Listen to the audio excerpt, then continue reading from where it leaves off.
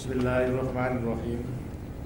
Saudara-saudara dan hadirin yang berbahagia, Assalamualaikum warahmatullahi wabarakatuh.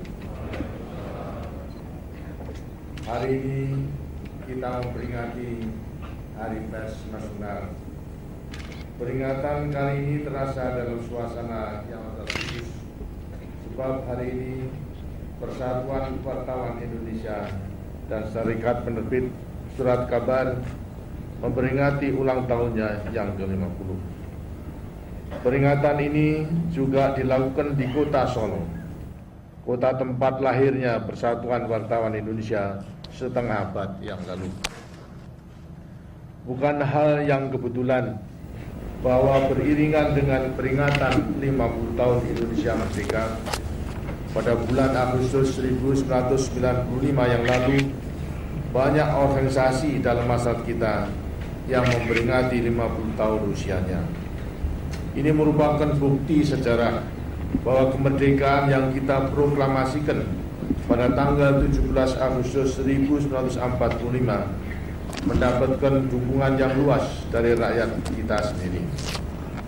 Bagi negara yang baru diproklamasikan, dukungan rakyat tadi sangat menentukan kelangsungan hidup negara Republik Indonesia.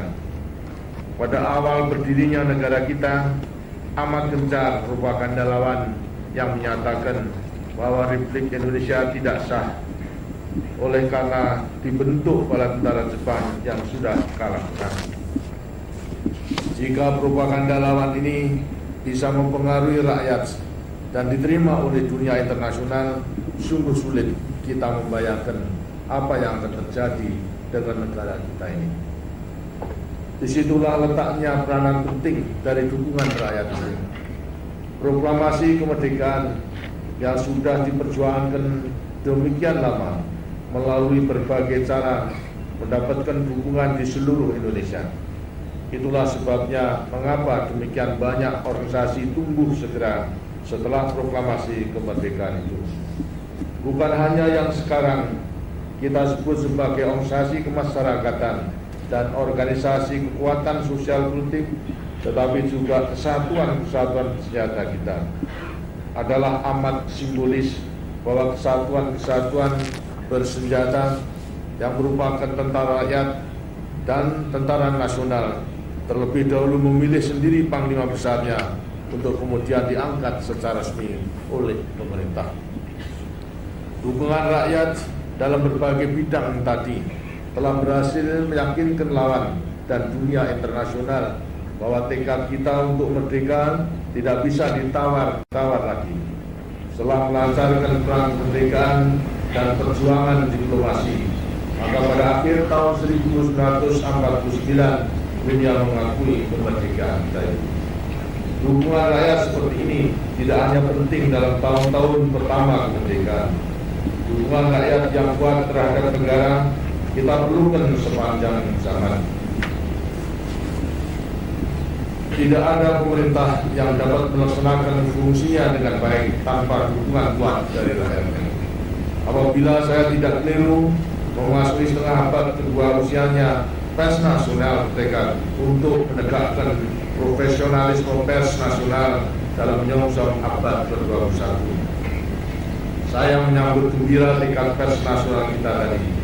Meskipun demikian, kita semua berharap agar pers nasional tidak sampai melupakan tradisinya sebagai pers perjuangan serta makin meningkatkan peranannya dalam upaya besar pembangunan kita.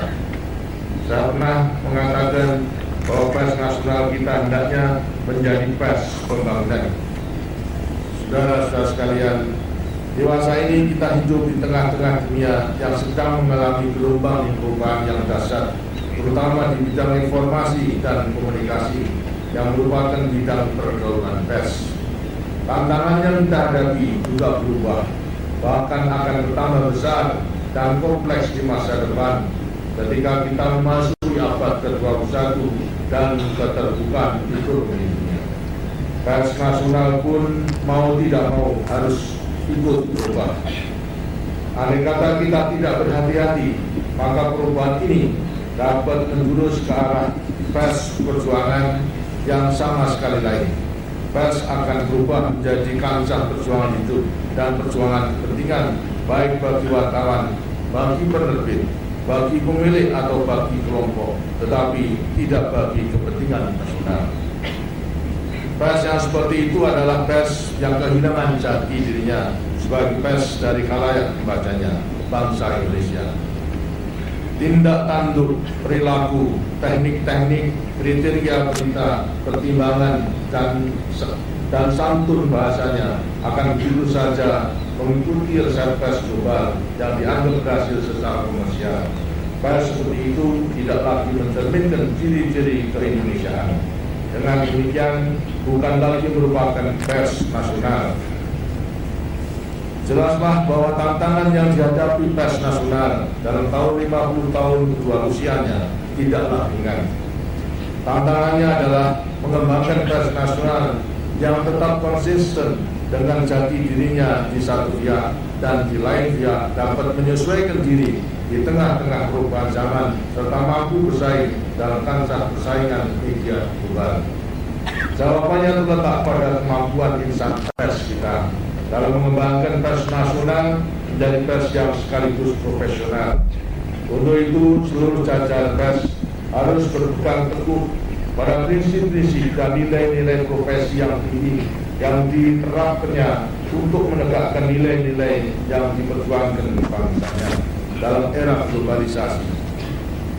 Jika wartawan dan penerbit Indonesia tidak profesional, yang tidak akan dapat bertahan menghadapi persaingan yang lebih efisien dan tuntas.